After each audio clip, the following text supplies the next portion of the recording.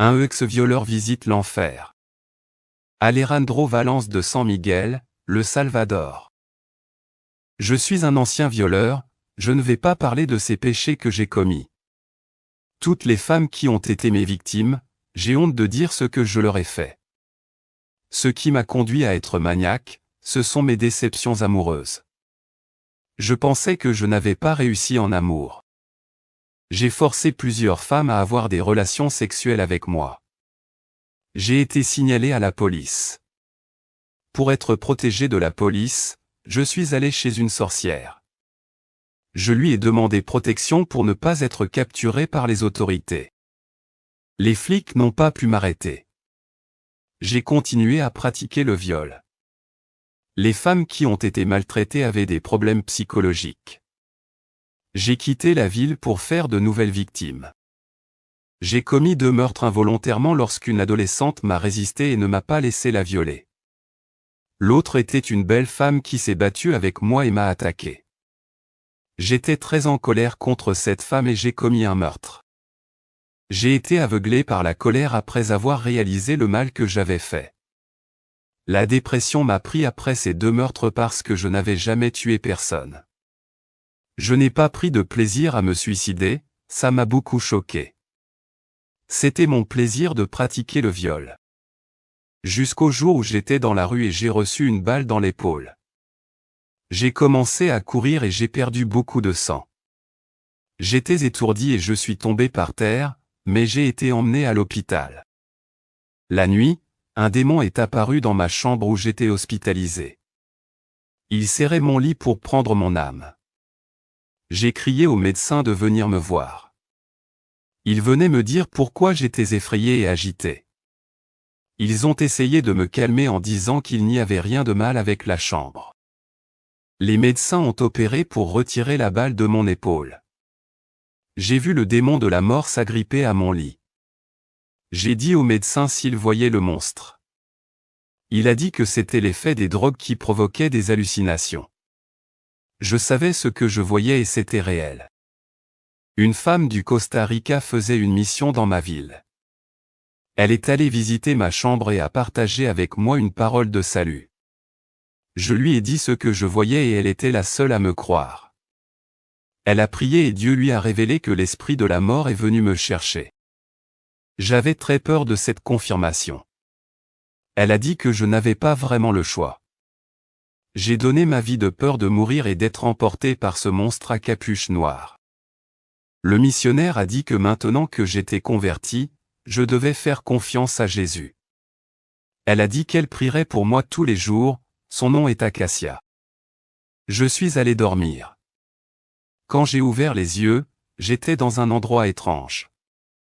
Une ville sinistre pleine de maisons de torture a entendu des cris provenant de l'intérieur des chambres. Chaque lieu avait des noms qu'ils disaient, sorcier, ivrogne, adultère, idolâtre, suicidé et autres péchés. Chaque partie avait un nom spécifique sur un signe écrit sur le nom du péché. Et derrière chaque nom se cachent des groupes de captifs qui n'ont pas pu partir.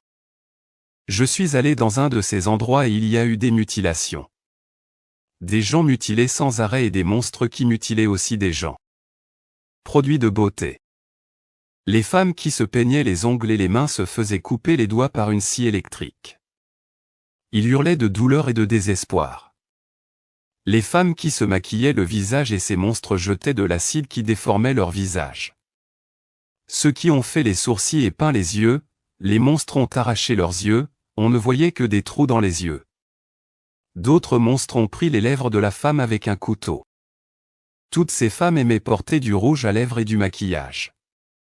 Les femmes qui peignaient leurs cheveux étaient chauves. Les monstres ont arraché tous les cuirs chevelus de ces femmes. J'ai demandé à l'un de ces monstres quel est l'endroit. Le monstre a dit que c'était l'enfer. Quand il a dit cela, j'ai réalisé que les monstres étaient des démons et j'ai su que j'étais mort. Je pensais que c'était un endroit étrange, mais quand j'ai découvert que c'était l'enfer, j'étais sûr que j'étais mort. La prostitution. Je suis allé dans un endroit où il y a des prostituées. Dans cet endroit, il y a 3 types de prostituées. Ceux des films pornographiques, ceux qui travaillaient dans les boîtes de nuit et ceux qui ne facturaient pas d'argent et n'étaient pas des prostituées professionnelles. Ces personnes étaient des personnes normales qui avaient des relations sexuelles avant le mariage. Mais devant cet endroit est écrit un nom qui dit dépravation sexuelle. Il y a des gens qui pratiquent toutes les abominations sexuelles.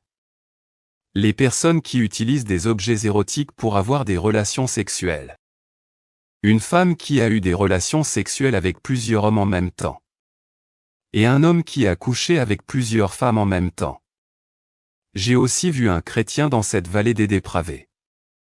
Ces femmes étaient tourmentées dans leur partie génitale par les serpents diaboliques. Nostradamus. J'ai continué à marcher et j'ai vu l'astrologue Nostradamus deviner. Il m'a demandé de le sortir de là. Baba Vanga Vangelia Dimitrova. J'ai aussi vu la voyante et guérisseuse Baba Vanga Vangelia Dimitrova qui m'a demandé de l'aide pour la faire sortir. Télé-évangéliste. J'ai vu en enfer des pasteurs célébrités qui avaient des programmes à la télévision. Ils ont été ridiculisés en enfer et appelés stars du programme. Je suis allé à l'endroit où le monde tournait autour d'eux, ils ne se souciaient de personne, ils ne pesaient que sur leur bien-être. Faux chrétiens. Ces chrétiens égoïstes sont en enfer. D'autres groupes de chrétiens qui sont en enfer pour ne jamais avoir confessé leurs erreurs. Ils ont été des victimes et ils ont dit que le monde est contre eux, ils ne se sont jamais repentis de leurs péchés pour avoir voulu être parfaits. D'autres classes de chrétiens sont en enfer parce qu'ils causent de la douleur aux gens, ils blessent avec des mots offensants. J'ai vu des chrétiens qui étaient heureux de faire souffrir beaucoup de gens et qui se sentent toujours bien de le faire. J'ai vu des chrétiens en enfer qui se lamentent sur le bonheur des autres. Voir quelqu'un d'heureux les troublait, leur cœur était mauvais. Ils étaient paniqués et voulaient s'échapper de cet endroit, pour trouver une porte vers la terre. Les démons ne m'ont pas touché à cause de la prière du missionnaire qui a intercédé pour moi sur terre. Victime de meurtre. J'ai continué à marcher jusqu'à ce que je sois près de l'adolescente que j'avais tuée. Elle m'a regardé avec une grande haine et a dit, « À cause de toi, je suis ici, j'ai rêvé d'aller à l'université et de me marier, tu as détruit ma vie pour toujours. » Un démon a amené une autre belle femme que j'avais tuée. Elle m'a aussi regardé avec beaucoup de haine et a dit, « J'avais un mari et j'étais heureux, tu as brisé mes rêves. J'étais fille unique et mes parents souffrent à cause de toi. Il m'aime, je n'ai pas eu le temps de donner ma vie à Jésus, à cause de toi, je resterai dans cet endroit pour toujours. » Cela m'a brisé le cœur. Je pensais que ces deux jeunes femmes que j'avais tuées avaient cessé d'exister. Je n'ai jamais pensé qu'en plus de leur ôter la vie, ils souffraient en enfer. Jeux olympiques. Puis un grand écran de télévision est apparu devant moi. Sur ce grand écran, j'ai vu la principauté de tous les sports des Jeux olympiques. L'Olympiade est un événement si important avec le culte de cette principauté quand on allume les torches olympiques. Ils font des rituels et des offrandes olympiques pour ce démon. Soudain, j'ai vu des films, des feuilletons, des dessins animés et des journaux et des feuilletons ont commencé à se produire sur une télévision en même temps. Tout ce qui se passe sur la télévision de l'enfer passe sur la télévision de la terre.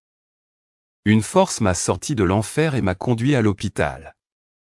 Je me suis réveillé et les médecins ont dit que j'étais faible parce que j'avais perdu beaucoup de sang avec l'opération et j'ai fait un arrêt cardiaque qui m'a laissé sans vie pendant un certain temps. La missionnaire est allée me rendre visite et elle a prié et jeûné pour que je ne meure pas. Elle a dit que le Saint-Esprit avait révélé que j'étais en enfer, alors elle n'a pas cessé de prier pour ma vie. Le diable ne voulait pas que je parle de mon expérience. Quand je me suis remis de ce coup de feu, j'ai été arrêté et reconnu coupable de viol. La missionnaire a prié Dieu et a dit que je suis son futur mari. Elle attendait que je quitte l'hôpital pour faire le travail ensemble. Satan a essayé de paralyser l'œuvre de Dieu dans ma vie. Dieu avait pardonné mes péchés, mais j'avais une dette envers la justice de la terre. J'étais recherché par la police et j'ai dû payer pour mes péchés. J'étais pris au piège, mais ma bouche continuait à prêcher l'évangile dans la prison. Un endroit difficile à évangéliser car personne ne veut y aller, il y en a peu qui font ce travail. J'ai été élevé comme gardien de Dieu dans cette prison pour porter l'Évangile. Dieu a permis mon arrestation pour gagner ces âmes oubliées par l'Église. Je me suis souvenu de l'apôtre Paul qui a prêché quand il était en prison. J'ai prêché l'Évangile et j'ai gagné beaucoup d'âmes en prison. Je connaissais le besoin de prédicateurs que je n'avais pas à cet endroit et j'y ai formé plusieurs groupes d'évangélisation. Une petite communauté est née au sein de chaque cellule et étage de la prison. J'y ai fondé une église parce que je savais que j'aurais été piégé pendant longtemps. Je pensais que je mourrais sans voir la liberté. Une chose que je savais avec certitude, si je mourais, je serais au paradis, libéré de cette prison. Un démon est apparu à l'intérieur de la cellule et m'a menacé en disant, si je n'arrêtais pas de prêcher l'Évangile, je ne le quitterai jamais et disait encore que je serais tué par un prisonnier dans ma cellule qui lui appartiendra. J'ai été emprisonné pendant 15 ans, au cours desquels j'ai reçu la visite d'un missionnaire et d'une église. J'ai été libéré et j'ai ouvert une église pour faire le travail. J'ai épousé le missionnaire et nous faisons ensemble la mission comme Paul et Silas l'ont fait. J'ai été invité à servir dans une grande église. Le Saint-Esprit a dit, « Servante, beaucoup de gens viennent ici à cause de besoins matériels et physiques. » Il y avait des malades, des chômeurs et des endettés. Ils recherchent des miracles et une solution à leur vie temporaire. Personne ne cherche le salut de son âme, ils ne veulent pas chercher ce qui ne leur semble pas important et qui est incorruptible. Les pauvres vont à l'église à cause de la souffrance financière et ceux qui ont trop de richesses matérielles y vont à cause de leur vie malheureuse et déprimée. Personne ne vient à moi dans ce lieu pour abandonner sa vie et naître de nouveau. Le confort de ce monde a aliéné le peuple de Dieu et m'a enlevé. Tous ceux qui entendent ce témoignage, qu'avez-vous fait de votre temps? Il y a du temps pour travailler, faire du tourisme, voyager, écouter des cours de musique, aller à l'université et aller à l'école. Mais il n'y a pas de temps pour prier, louer et lire la parole de Dieu. Ce n'est pas seulement dans l'Église que nous devons prier Dieu. Les maisons doivent être un lieu de culte et d'intimité avec Dieu. Les chrétiens de ce siècle ne peuvent pas consacrer du temps à Jésus. Ce peu de temps de 2 heures qui pourrait être accordé à Jésus est toujours remplacé par d'autres choses sans aucune importance. Engagement. Jésus n'a jamais quitté l'Église, mais la nouvelle s'est éloignée de lui.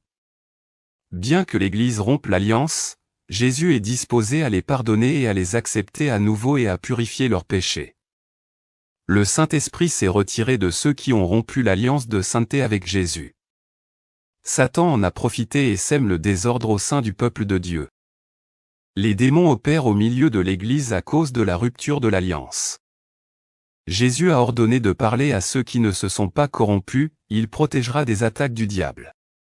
Celui qui souffre pour le nom de Jésus surmontera les crises, rien ne l'atteindra, l'union est affirmée dans le sang de l'agneau et l'engagement est écrit dans les cieux. La garantie de mariage pour les saints est établie aux noces de l'agneau qui auront lieu dans la gloire. Télévision. Jésus a dit que la télévision est l'un des responsables de la séparation entre lui et l'Église. Ce système diabolique de réseau technologique a détruit le mariage de la femme avec son mari ainsi que les fiançailles de Jésus et de l'Église. Ce fut le dernier message qu'il m'a demandé de parler. Tous les auditeurs Amen sont dans la paix de Dieu.